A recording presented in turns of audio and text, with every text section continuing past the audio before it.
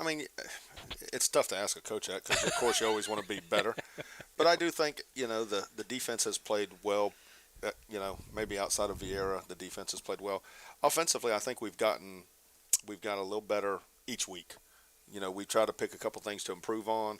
Obviously, the Paxton game was something, that we could get in there and felt we could do what we wanted to do, but it was good to see us execute.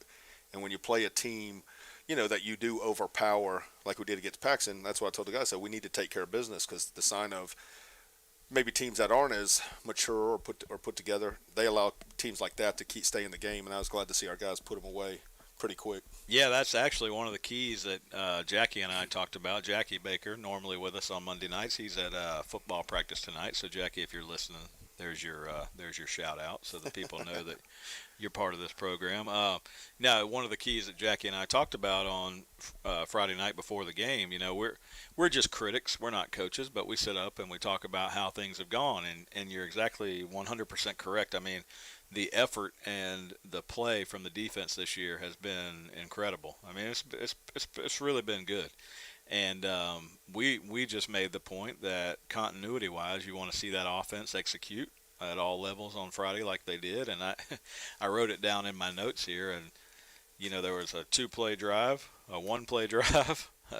Sandwiched in there was a 9-play drive, and then you go back to a 1-play and another 2-play. I mean, and the 9-play drive, we scored the second play of that. Cam Smith forgot that, make sure he was off the line of scrimmage. If he'd have been one step back, it'd have been another 2-play drive. Oh, and the funny thing before that, I asked Jackie on air the over-under on number of plays because I said 2 plays on drive 1, 1 play drive 2, and what's the over-under for drive 3? And Jackie said he was going 3 plays. Well, we scored on the second play. Yeah. And I said you were close, and then it came back. But yeah. Yeah, I mean that's when you're executing on all cylinders. Of course, Paxton undermanned; they were outmanned somewhat, but at the same time, I'm looking at their roster, and they've got athletes all over the field. They had 6 guys listed as athlete. Yep. Yeah, and they got the same age kids we got, same grades we got, yeah, and then, a lot of young guys. You're talking about the defense. You go back even a week before because I thought Ponte Vedra obviously was going to be a tougher match for us. Yep. Defense played really well against Ponte Vedra, who was a strong team, came in there, big school, and defense is playing really, really well right now. And they're going to be tested this week, and but that's what we practice for. It's what we play the games for. Yeah, we didn't get a chance last Monday for the coaches show. We had some things happen in between weeks 2 and 4, and Sharkies, where we spent the first couple of weeks, they're undergoing some construction up there, so we haven't been able to sit on the patio outside, but maybe by the time we're able to do that again, it'll be nice and cool in the afternoons, and that'll be fun. But either way, so we didn't have a show last week, and I had to go out of town last week for work, so here we sit, and yeah, you're right, we didn't get a chance to talk about Ponte Vedra, and that was a really good win for the Cats, and what you talked about in terms of establishing continuity for this offense. And the reason we're talking about that is because in the game against Bradford County, in the game against Union County, in the game against Vieira, there were opportunities there, and some of those opportunities we didn't quite capitalize on to the level that you thought we could. And probably against Bradford we scored 28. We probably could have scored 48. Yep. And so that's the type of execution and discipline we're talking about from that offense.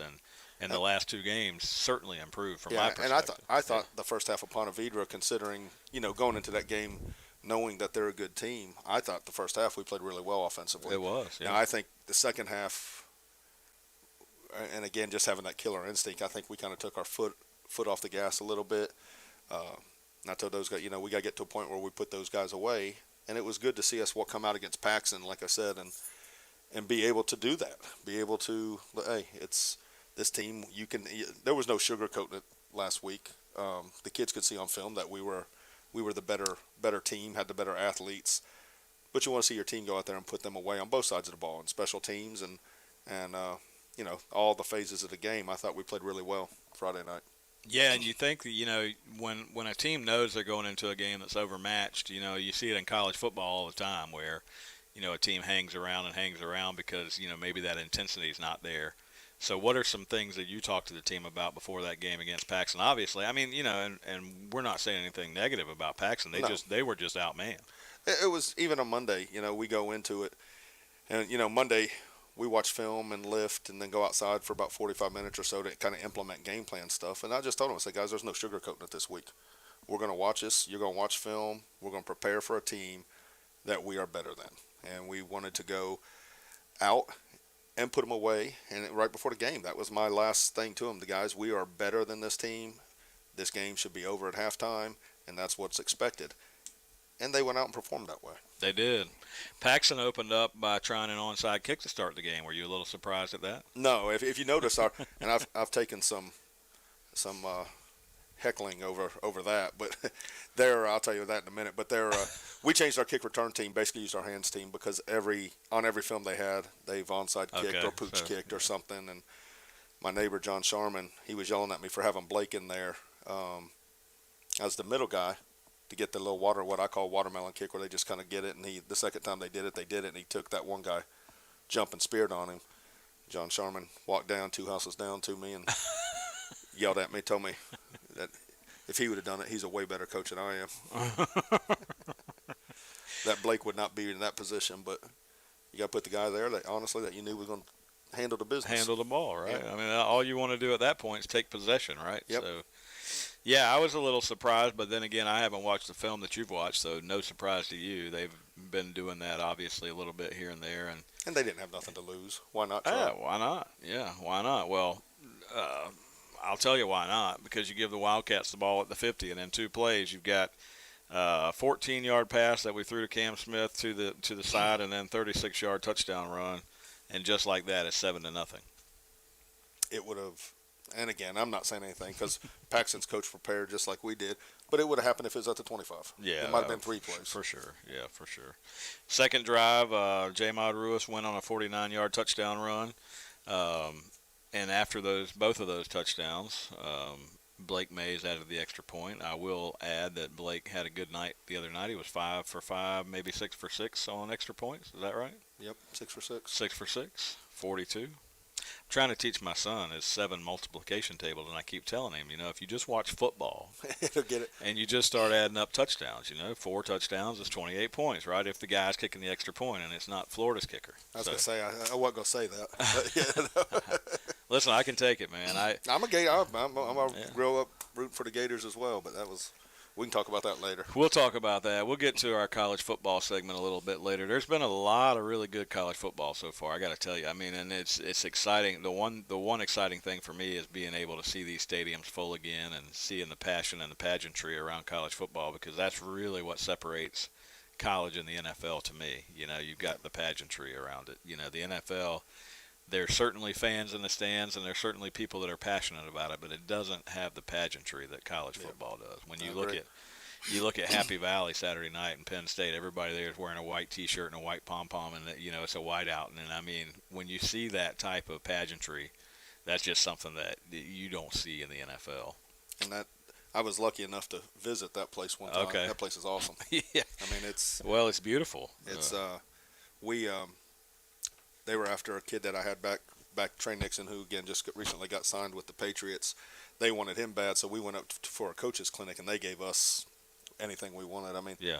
I got a video on my phone. My wife out in the middle of their stadium doing snow angels. Oh wow! In the middle of their stadium, it was just us there. But you sit there and look around at that place. That place is Penn State's neat. You come over a hill, and all you see is the stadium light up, and that town's there just for that college. So that's a really neat place. Yeah, that's pretty cool. And same thing applies when you're watching on TV and you see that crowd and that atmosphere that they had, and you knew it was going to be a good one. So that's fun, and probably some of those people up in Penn State are looking at the game, at Florida and the games at Alabama, thinking, "Wow, what an atmosphere!"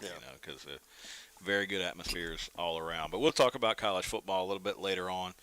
Going back to that Ponte Vedra game, that game over there, that's the second 7A opponent that we faced. We've got an 8A opponent coming up this week, which we'll talk about, after we do our player segment coming up here soon.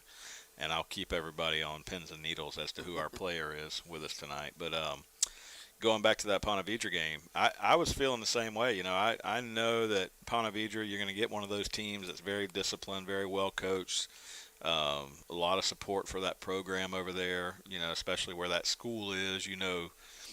I'm sure they've got a good booster following and everything else, and all those things that go into building a good program. And I really thought we took it to them. I mean, I really thought that from the very outset of that football game, and I talked to a guy yesterday who actually works on the stat crew with me at the Jaguar game. I had no idea. He's a young kid. This is his first year. His brother was tight end on Ponte Vedra's team, and he told me he spent several minutes yesterday telling me, how good they normally are, and it didn't show up that night. It had nothing to do with us. Right? Yeah. Exactly. Now that was a neat place to go to. I thought their facility was nice, and you go into that game, and it wasn't maybe 17, maybe it was the same year that Baker went. They were in the state championship. Mm-hmm. I mean, they had Same year. They had a quarterback Same over year, there. that's right. So that place has grown up fast, and obviously put some good teams out there. So like I said before, it was tough making the schedule this year because a lot of the smaller teams didn't want to play us after coming off last year, so we had to step up and play some of the bigger teams. So you get nervous scheduling a team like that, but it's it's going to test you. And again, like you said, we got another one coming up this week that's got some guys that can run around the field. Jamil Jones had an interception against Ponte Vedra, a one-handed interception on the sideline this past Friday night. Jamil had another interception. How many has he got for the year? At least, 4, maybe. I was thinking at least 3, probably 4. We talked about the defense somewhat, and Camilo Rollins the other night seemed like every time a running back tried to go anywhere, Camilo was there. And, the play from the linebackers has been outstanding this year. Orlando Holland was harassing the quarterback again the other night. I mean, some of the individual efforts I've seen from that defense have been outstanding, and we saw it against Ponte Vedra. We saw it again this past Friday night against Paxson. Yeah, we were I want to say Brock even said it over the headset. If he was the running back, he would not run in the middle anymore because Camilo caught that guy a couple times where he's still sore probably. Big-time hits. I mean, big-time hits. Camilo's been doing it all year long. On the back end, like I said, Jamil had the interception the other night. Really, they didn't have a chance to really throw the football, but Ponte Vedra did, and we covered well against Ponte Vedra. And I thought that the secondary, which I think they've played well all year. DeHaven's back there. I think DeHaven has an interception, maybe 2 on the year. So between the linebacker play, the secondary, and the defensive line, which one do you think has really been the catalyst for the way that the defense has played so well? Yeah, the linebacking core to me solidifies the defense because they got to play both.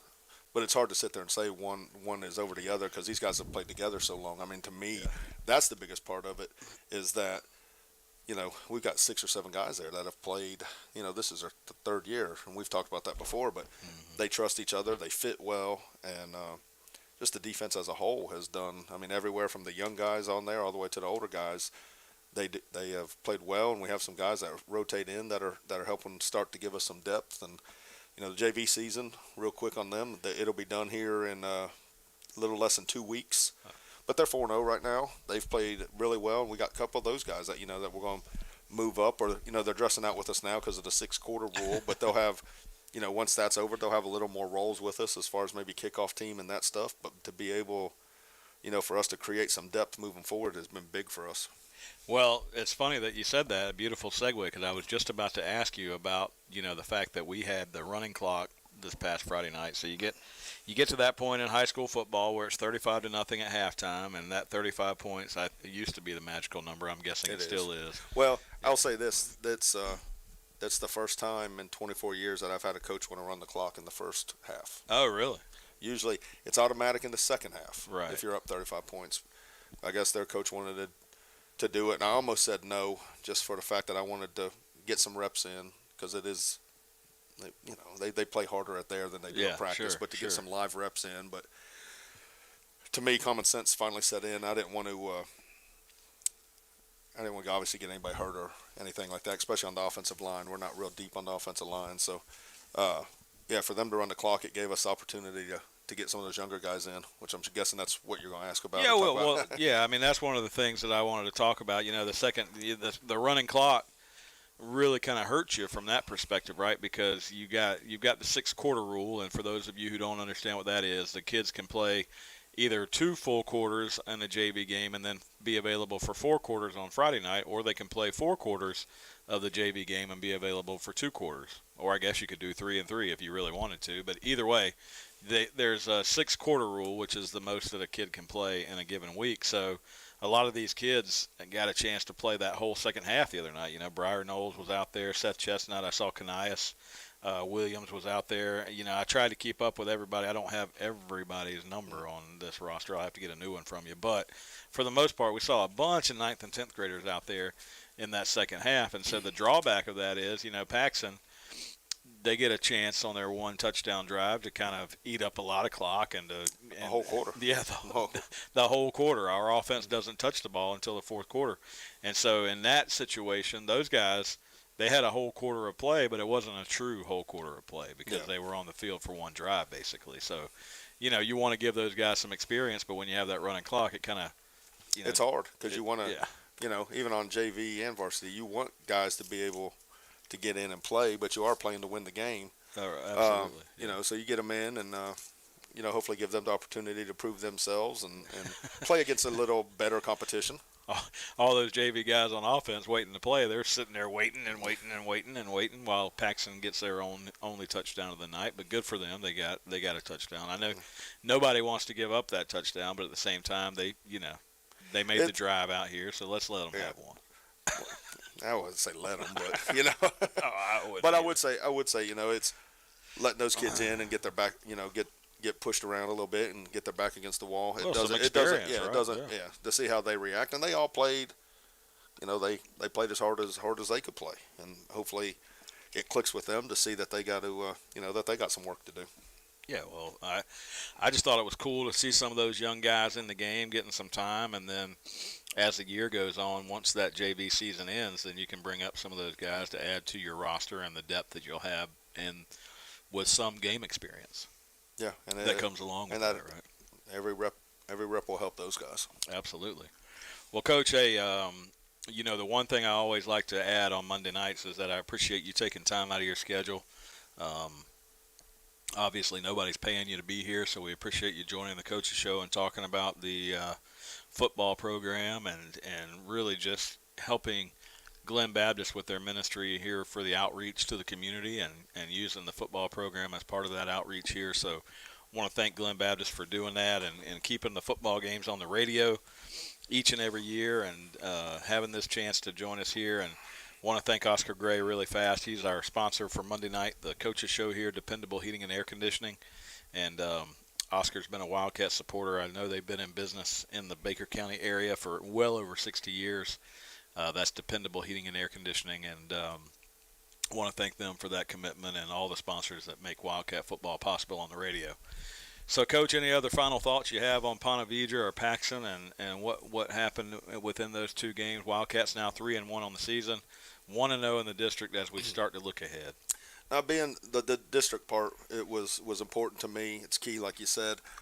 They've gone, I don't know if we said this last time we were here, but I have found out that they've gone back to 2 years ago where they will be the top 4 district winners in the region, make playoffs, and then the next 4 best teams off their points, which I'm not a big fan of, but 35% of it is our winning percentage. 35% of it is our opponent's winning percentage, and then 30% of it is our opponent's winning percentage. So take Vieira, who played East River this last week. East River's record counts for us making the playoffs. Not a huge fan of that, but right. You know, it is what it is. As long as we're on the same, playing the same way, I guess. Well, everybody's got to have it, and you would think, and I haven't analyzed each and every team we've played schedule, but you would think playing some of the competition that we're playing this year would only benefit us from a points perspective. But then again, you never know. You say that, and you know, Vieira's 2-2, Ponte Vedra's 1 and maybe 2-2, or 1-3. Stark's 1-3. Mandarin's, you know what I mean? 1-3. Mandarin's 1-3. I mean, you say it. We're playing tough teams who are also playing tough teams and not working out as far as in their schedule. But I'm hoping all these teams, obviously, in their back half of their schedule, will catch up, get better, and their records catch up, and hopefully their competition has good records, which plays a percentage in that too. So It doesn't matter if you win the district, though, right? You win the district, the four. Yep, you win the district, we're in. So that's what we're shooting for, and we're 1-0 now, and we still got some tough games ahead of us. Bishop Kenny's undefeated. Swanee just lost to Ed White, but Swanee's only got one loss, and it's Ed White. And then I heard a little bit about that game. Swanee turned the ball over a lot, and it was still somewhat close. And Ed White's undefeated, and they've got a good running back over there right now. I think that's maybe transferred in or something, but I think he was a Trinity guy. They're playing really well. I mean, we started off, like I said, with Paxton, who I think we did outmatch, but the next 3 games will be tough district games. It's going to be tough for sure.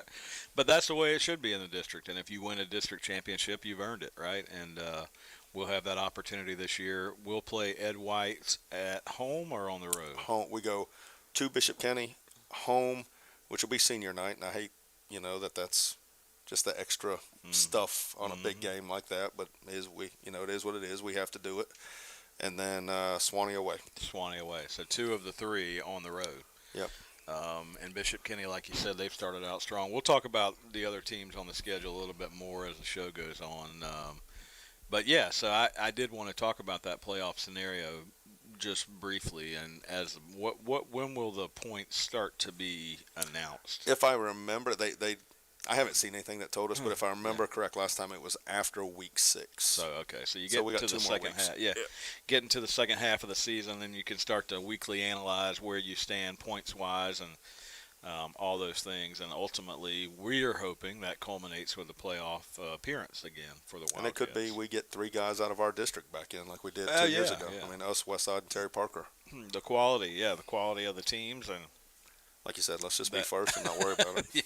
That formula that you put in there, you got all that stuff going for you. But yeah, there's a chance with the way the playoffs are done now. Instead of the top 2 teams from the district automatically qualifying, now you get a district champion, and then everybody else goes into the points pool. So there's a possibility that you get more than 2 teams. There's also the possibility that you only get 1. Yep, it could be just a district champ, and that's it. And that's it. So that's kind of the game you play. So Blake, pull that microphone down, and let's give a little talk here to our Wildcat player. We've had a chance this year to talk to DeHaven Clark. We had a chance to talk to Cam Smith a few weeks back, and now we get a chance to talk to Blake Mays, senior on the team, plays kicker, plays wide receiver.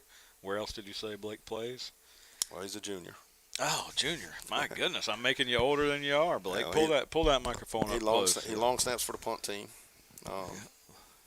Obviously, he kicks, receiver, and then he even got in on some defense this last week. So I'll be honest, and this isn't a cut at Blake at all, but you'd asked me to ask a player, and I forgot, so I had one that lives with me, so I dragged him along. And Blake's been a big contributor to the team this year, and I'm sorry for making you a year older than you were. I'm thinking that you were a senior, but your brother graduated last year, so here you are, junior on the team, number 23 on the field, but number 1 in the hearts of at least your mom. I know that for sure. And the baby of the family. So Blake coming along with Coach Mays, being a head coach and always being around football with your other brothers who also are football players. It was just natural that you were also going to be a football player. But how easy was it for you to become a football player since you had all that influence in your family, or did it make it harder? Did you maybe sometimes think, I don't want to do that? It was easier, honestly. Easier, honestly. So Blake, you've been doing good this year, man, kicking some field goals. Let's talk about field goals first, and then we'll talk about receiver and some other stuff. But as a field goal kicker, that's one of those things. Everybody thinks they can be a field goal kicker, right? I used to take the tee with me out to the field, and let's just back it up and see how far we can kick it, right? Everybody thinks they can do it. It's definitely not something that everybody can do, but everybody thinks they can. Extra point, what's that, 20 yards? I can do that. Well, you might be able to do it with nobody rushing or with nobody whatever. There's a lot of guys out there that might be able to just take the ball and kick it through the goalpost, right? But it's a lot different when you've got a rush coming and you've got to make sure the snap's down and the laces are out and all those good things. When did you decide that you wanted to be a kicker? First grade, I started kicking. Is that right? Every year else until 8th grade, I didn't kick. I held the football. But then 8th grade, I kicked again. Now, coming from Central Florida somewhat, did you ever play soccer? once. One time, but you weren't one of those kids that was playing soccer and because he could kick a soccer ball and he became a kicker, right? You just wanted to kick. So I've been watching you this year, and I the way that the ball comes off your foot, you can always, when you're watching the games pregame and you're watching the teams warm up and the different special teams guys and everything, you watch the field goal kickers. There's a couple of things I look for when I'm watching guys warm up. I look to see how far they go out in pregame and kick. What's their max, and then I look to see how the ball comes off their foot. Right. So if you get a guy it's just kind of fluttering, that's probably one of those 20% chance he makes it, 80% chance he misses it. But this year I've been watching you, man. The ball's really booming off your foot. Is that something you've been working on? Yeah, just trying to get more contact and power on it. More contact and power now. Is that something that you do training on, or is that something that you've just been watching guys and you emulate what you see? Over the summer, I went to go kick, and I actually met on accident with an NFL kicker and Dylan Barnes, who just graduated from UCF, and they taught me some things. That was kind of cool, just on accident, huh? Yep. Now there was a reason I asked you that question, because I've been you pay attention to a lot of guys and you see their technique and different things. Some guys are homegrown, some guys just learn everything they can. And I was just having this conversation yesterday with a guy who used to coach a lot of football, and the kids these days, they don't watch football like they used to. Kids don't always do that. They've got so many other things that they might want to go do. But when I was a kid growing up and my baseball swing, I used to watch guys on TV, and I never went to anywhere to get training other than your coaches that you have here and there. But you start to just emulate and do things that you see people doing on TV, so you try to do it like them. And I would think with kicking you can kind of do that same thing to some degree, but then there's also that power element that you talked about. You kind of got to learn how to twist your body, how to get your hips into it, all that stuff that you need to be able to do to get that power, right? So is that some of the stuff that you learned from the guys over the summer? Talk about it a little bit. What's the technique piece that you took from that? Before, I didn't know how to practice getting better at stuff, so they taught me how to warm up and do all that kind of stuff. So you just kick the ball off your foot to work on where you want it, and then you do nose steps. You just swing your leg back and kick it, and then one step and you just aim at a little pole, and you gotta try to hit the pole. I remember back in the old days when the Jaguars first had their practice facility there, they had the field goal, the goalposts are a certain width in a game. Well, the ones that they had on the practice field were about half the size of what they were on the game, and then they had a pole in the middle of that. So I'm assuming the kickers during the week, as they were practicing, were trying to hit the very middle of that pole and keep it as close to the center as possible. But when you're out there before the game or pregame, are you thinking about how far you might be able to kick for that night? Is that something that you tell your dad, hey Dad, in pregame I'm hitting from 45, so if you get the chance, I can go from 45 tonight, or does he not want to know that? He watches when I kick, and we kick on Wednesdays and Thursdays just to get a feel. So.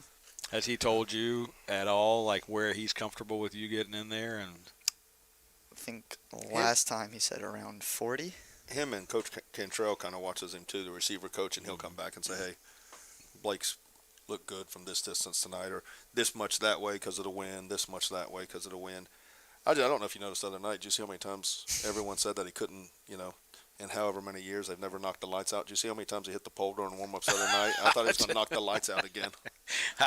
I didn't notice, but that was a miserable event when that happened last year. But that was cool. Then he kicked one that went into one of the visitor team's bus, and the lady got mad at us. But when you park there, what are you going to do? Yeah, you're just kicking. You can't worry about where it ends up, right? If they don't want it to hit things, they can put some nets up back there, right? That'd be nice. Like the NFL. Raise it up. So seriously though, in a game when you're out there, so the chemistry between the snapper, the holder, and the kicker all has to be kind of on the same page, right? So you guys spend a lot of time in practice with that. Noah's the quarterback of the team, so how much time in practice does he come over and devote with you guys for special teams? Just a little bit before, and then on Wednesday, Thursdays when we kick. Yeah, there ain't a whole bunch of time. And we spend time, but there's not a whole bunch of time dedicated to just that. I expect them to do a little bit of that on their own. Yeah, before for sure. Or after. So, with the understanding that Mandarin's probably not listening to our radio coaches show, have we worked out any kind of fake field goal in practice at all this year? The only one we did, which I don't even know if you noticed, we put J-Mod in, and he was just going to pick it up and run around the corner Okay. against Vieira. Okay. I didn't notice that. It was a bad snap because normally it's Noah, and we used to do that with Trey Nixon at Vieira. If we snuck him in, he would take it and just get it run around the edge, just fastest on the field. Well, we tried it with J-Mod, but the snap was bad coming back, and he bobbled it a little bit, and Vieira was allowed to get us. But it was it was a bad snap, so you probably didn't even realize we were trying to fake it. No, I didn't. I didn't even realize it. So yeah, have you ever seen the ones that Les Miles used to do with LSU, where the holder catches it and then flips it over his head, and the kicker comes around, catches it on a dead run? Would you like to try that, maybe? Yeah. There you go.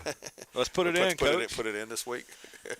So on the other side, your dad likes to run an up-tempo style of offense. He's got 4 typically receivers on the field at any given time, and that may go to 5 if the back comes out of the backfield or something like that. So has it been exciting for you, more exciting to you to play receiver on the offensive side of the ball, or has it been? Do you really relish the kicking part of it more? I like being a receiver better. Do you? You want to get the ball, right? Give me the ball. Because last year I was like a 6-quarter guy. I was on varsity full time just to kick, and then if we ever got like just destroying a team, I'd go in. So you like just playing now? He just wants to play. Yeah.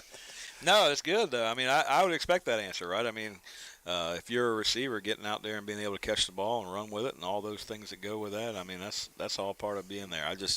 The kicking aspect of it to me is really cool too, because that's so important. Especially if you saw that Florida game on Saturday, that one extra point really dictated the way that game ended. If you think about it, there were so many other things within that game that happened, but when you get down to it, that 1 point was so pivotal because that forced Florida to go for 2, and when you're in that situation, then boom.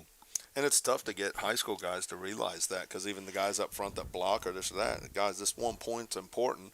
I mean, because we get in there and we practice that, but I mean, you can see on film sometimes our guys up front take that play off. Yeah, for sure. And it's becomes one of those things. It's just it should be automatic, right? So Yep. nobody's thinking they need to work for it. And they don't realize how much of a hassle it can be trying to chase a point. When's the right time to go for 2, or stuff like that. So this is my 25th year, Blake, being on the radio with Baker County football. And that same time, I've spent some time working, obviously, with the Jaguars and doing some other things. So to say that I've been to hundreds of football games in the last 25 years is probably an understatement. I don't even know. You'd have to go back and add them up. But the last Florida-Alabama game that I went to was in 1999. And Alabama hasn't been here that many times since then, but they came here in 1999. If you remember, they had a running back named Sean Alexander. You won't remember. Your dad will remember. He went on to play for the Seattle Seahawks for years. But in 1999, the last time that I went to a Gator-Alabama game in the swamp, it came down to an extra point. And then this past Saturday came down to an extra point, and that's so disappointing. We in 1999, Florida, I think Alabama was they were both in the top 5 at the time. Florida, they went to overtime. Florida scored first in overtime, got the touchdown, missed the extra point. Alabama, Sean Alexander, first play from scrimmage, goes 25 yards. They missed the extra point. Florida was offsides. They get to kick it again. Alabama wins by 1 point. 40-39, you can look it up. It was a great game. Great game. But same thing happened here. So we'll talk a little bit about college football, Blake, while you're here with us, if that's all right. You're a Gator fan? Yes, sir. So you were watching the game Saturday, or did you go? I watched. No, I offered to take him, but I don't know if this is a good Gator fan. He goes, "Can we wait till we know we're going to win one? I want to go to one." Well, you always have a better experience when you know there's going to be a win, right? I mean, my dad started out in the mid '80s. We had season tickets, and I was just a kid. I didn't realize the value of what those season tickets were at the time, right? I just went to the games, and that's when I fell in love with Florida Gator football. I was a baseball player growing up, though, so I wasn't really a football player. But I fell in love with Florida Gator football and then Florida Gator athletics because of all the time I spent down there as a kid. And as you go through the years, I always committed myself. I'm going to go to at least one game a year, right? And that's what I still try to do to this day, is one game a year. Well, now that I'm older, I'm just like you. I want to go when they're going to win a game and it's going to be fun. Otherwise, And it's not 90. well, yeah, and otherwise they've made it so enjoyable to watch a game on TV now that you can see. I mean, back in the day, in the mid '80s, it was when you were at the game, you saw more than people did on TV. Now it's just the opposite. People on TV are seeing way more than you're seeing at the game, with the exception of the fact that you can see the whole field, right? I mean, on TV you still can't see the whole field, but it's so enjoyable now just to turn on the HD TV, and some people have 80-inch screens, and you're seeing. I mean, that's an enjoyable experience to me now, sitting back, kicking your feet up on the couch and watching the game, right? The only problem is with CBS, you got to listen to Gary Danielson, who has no idea what he's talking about, right?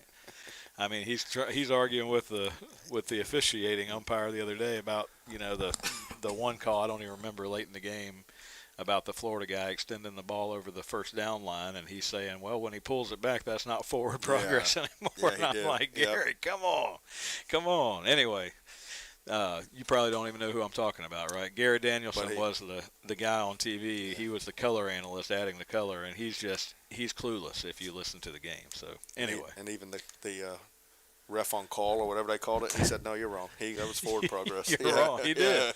And my brother-in-law, who's watching the game with me, said, you were right. I said, yeah, well, of course. He got forward progress.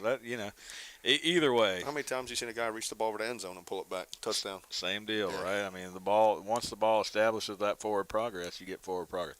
But either way, Blake, so I do this with the guys who join us on the radio, your teammates listening in. We're almost halfway home. Your junior year, think about it. This coming week against Mandarin is going to be the fifth game of the year on the schedule. So what's the message you'd like to share with your teammates as you get ready to play the Mustangs this week? Just keep on winning. Blake's a man of a lot of words, right? I know, just keep on winning. There you go. That's good. That's good. So tell me a little bit about Mandarin. You guys have had a chance to watch them on film. We know they've got a 1-3 record, and those things can be deceiving in high school, as we know. We looked back at their schedule earlier a little bit. They got a huge win against First Coast, who we might think First Coast is a little bit down this year. They've played Atlantic Coast, some other teams. Spruce Creek. They Creek. lost to Atlantic Coast, Spruce Creek, and Bartram Trail. They got some guys that can run all over the field. I mean, the boys told me, I don't know this to be fact, but they have a receiver. They said that's committed to FSU, which, just tells you. I know you're laughing. You can make jokes about that. No, I'm laughing at the text I got. Sorry. No, but they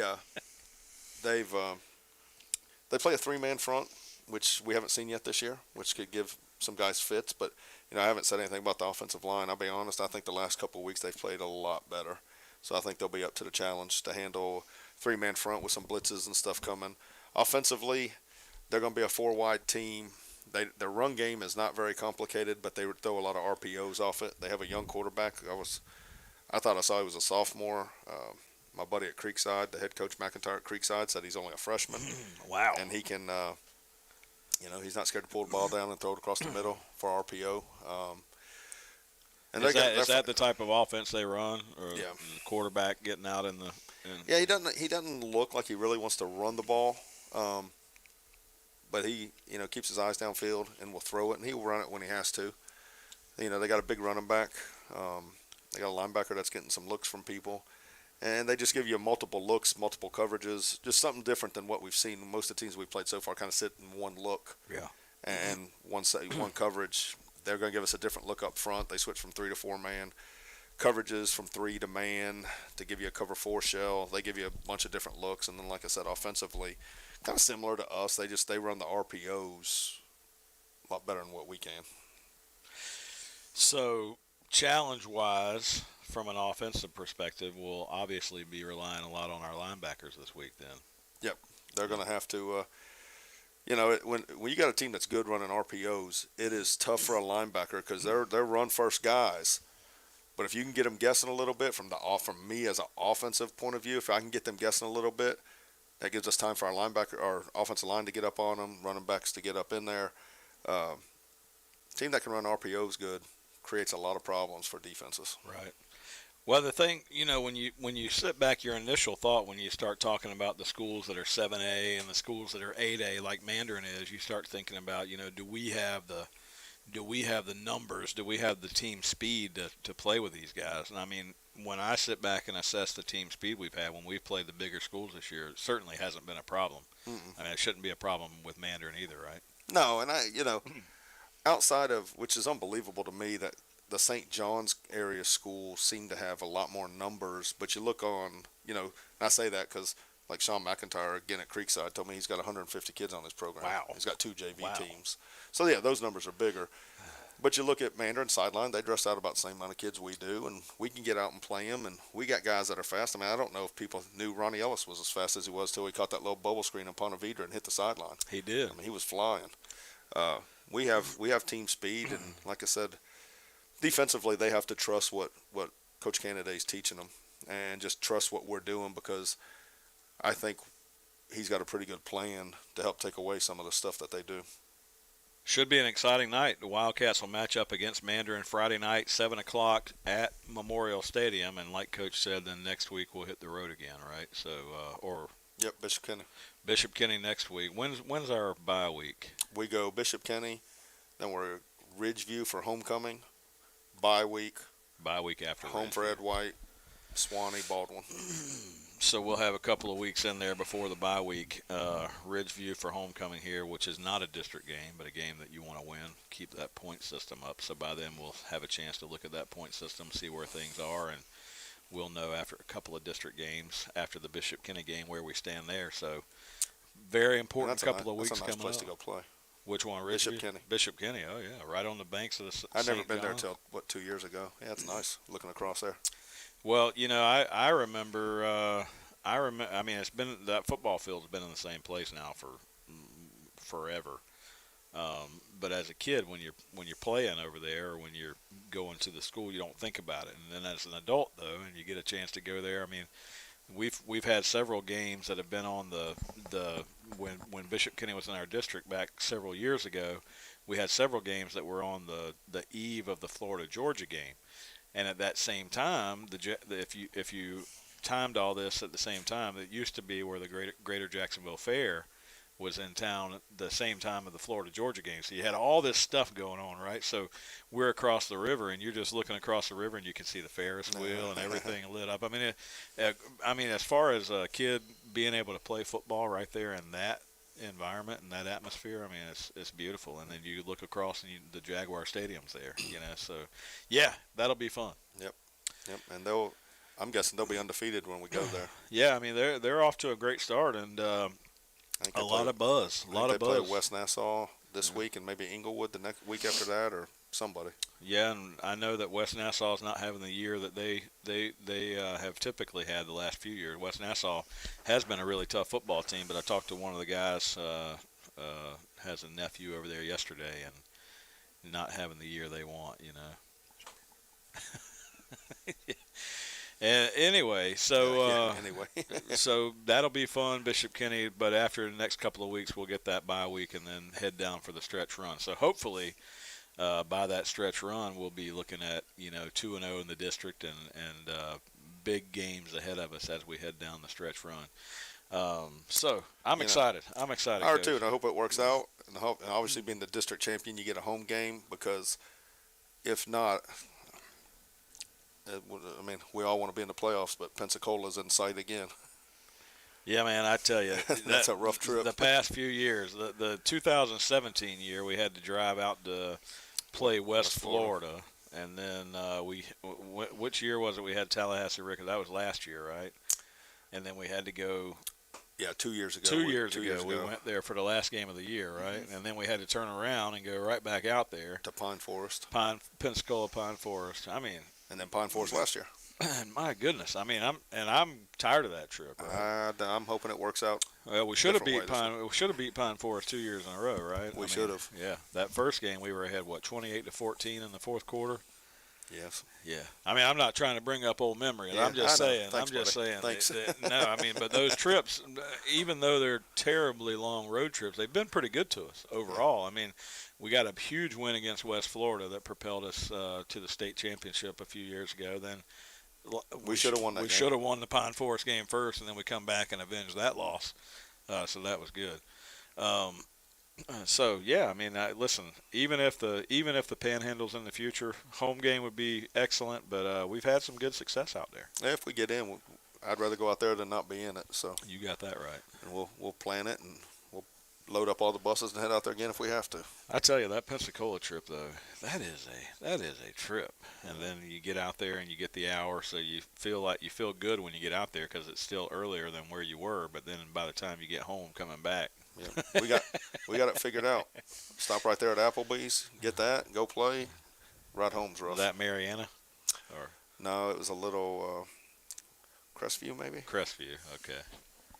Well, have you guys had a chance? I know we're just kind of filling some time here toward the end of the show, but have you guys had a chance to watch much NFL the last 2 weeks? I have not. I mean, you guys missed one last night. I had a chance to watch that Kansas City-Baltimore game last night. And Patrick Mahomes and Lamar Jackson going toe-to-toe. I mean, what a ball game. Yeah, was it 36-35? Did I see that right? Yeah. I didn't get to watch it. Me and Eric are stuck watching Friday Night Lights on Netflix. Well, that's a good show to watch. But the Ravens came down, took the lead, and of course left enough time on the clock for Patrick Mahomes and the team to drive right back down, which is what they did. And all they needed was a field goal to go win the game. So following a timeout, they come back, just run straight dive up the middle, and as they do, the Ravens defensive end gets his hand in there, strips the ball, fumble, and the rest is history. Ravens run out the clock, win the game. But I mean, it was dynamic, back and forth. The Chiefs actually had a 35-24 lead that the Ravens overcame. What a game! That's probably good for Lamar to get that off his back.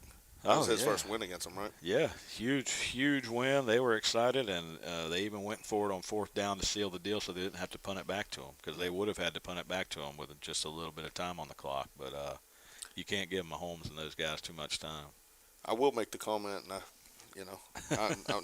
I just noticed on TV, was there as much orange in the stadium yesterday as there appeared to be on TV? Yeah, so when you're looking at it on TV, you're typically looking at it from the Jaguar sideline to the other sideline, right? So what would be the east stands toward the beaches is the visitor sideline. So the visitor crowd yesterday was definitely I didn't know there was that many Denver fans around here.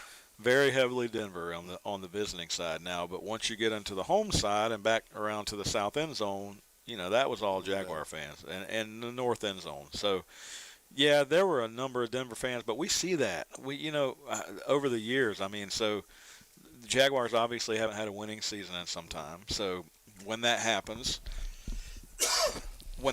you get a few things. You get some apathy from the home crowd, obviously, but then you get some excitement again in Trevor Lawrence. But I think last week when they go out and lose and people see that just because you added Trevor Lawrence doesn't mean you're going to start beating everybody, then a little bit more of that apathy sets in, right? But there was a good crowd there yesterday. I think they announced like 58,000 tickets distributed, and there was a good crowd. There was a good home crowd. But I'll tell you, Kevin, the one thing that I've noticed being in Jacksonville over the number of years that I've been going to those games, depending on who the opponent is, there's always a good number of visiting team fans in the stands. And you play somebody like Pittsburgh or Kansas City, they'll take your stadium over. Yeah, and it's the same.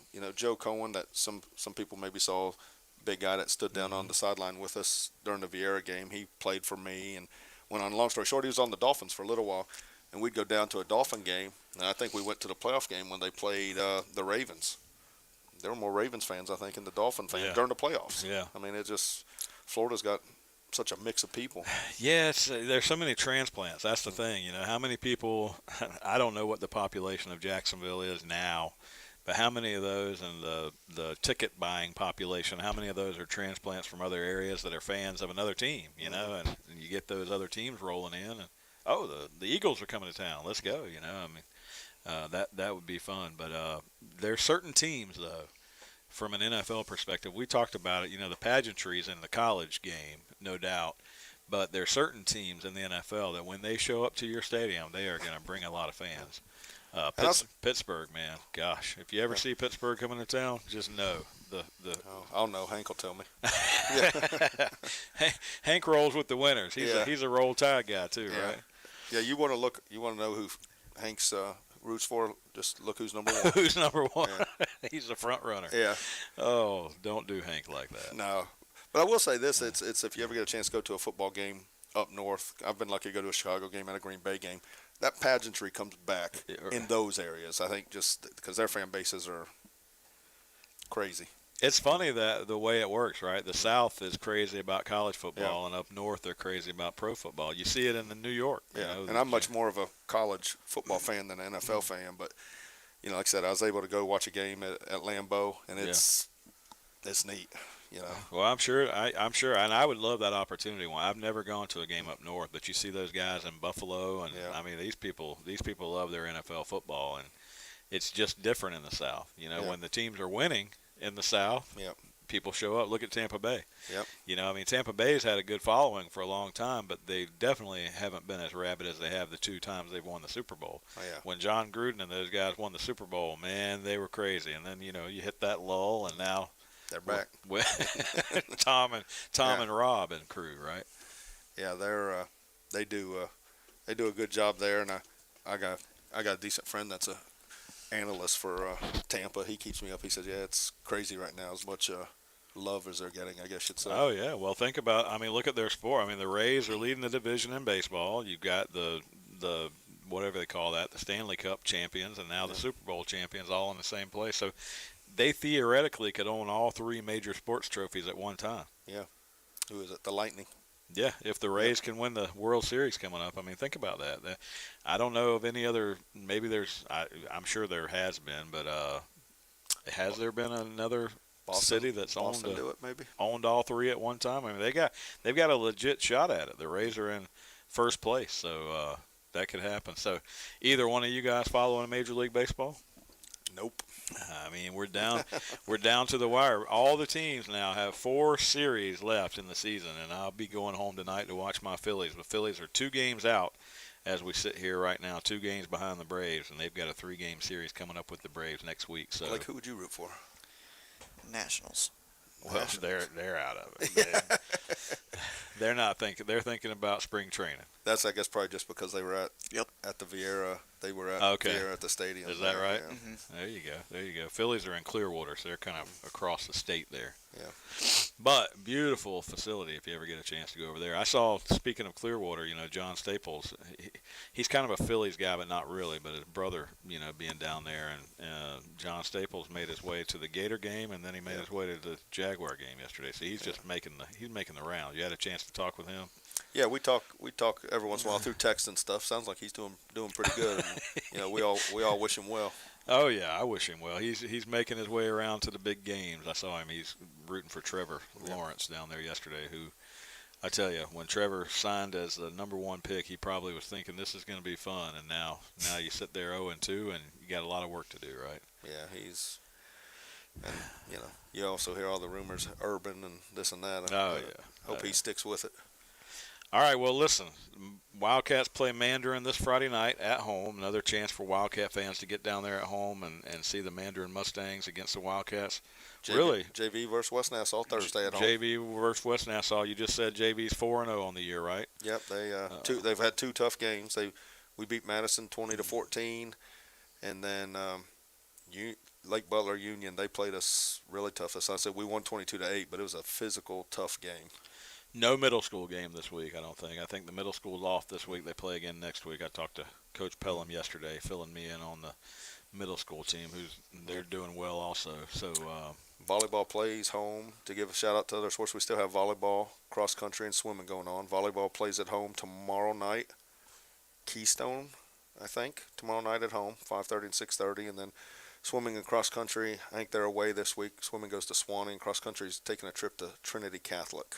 Okay, down in Ocala. Yep. So you said the JV game Thursday night is home? Again at 6 o'clock. And 6 o'clock. Yep. Home, and who was it against? West Nassau. All right, so Wildcat fans, you 2 get a chance. You get a chance this week, 2 nights in a row. Home Thursday night, and then home Friday night against Mandarin. And that's if you're sitting there wondering if you should get down to the stadium Friday night, you should. I mean, we haven't played. this is one of those things that I mentioned earlier. You know, this is 25 years that I've been on the radio. We've never played Vieira. We've never played Ponte Vedra in football, and we never have played Mandarin. So those are 3 teams on our schedule this year that the Wildcats, in my knowledge, have never played. So it's an exciting time to get out there and see some of these teams that you don't normally get to see. Now, I haven't heard from Brent Martineau, but on TV the other night it said we were the game of the week. There you go. So we could have game of the week, be a little extra stuff running around the stadium Friday night.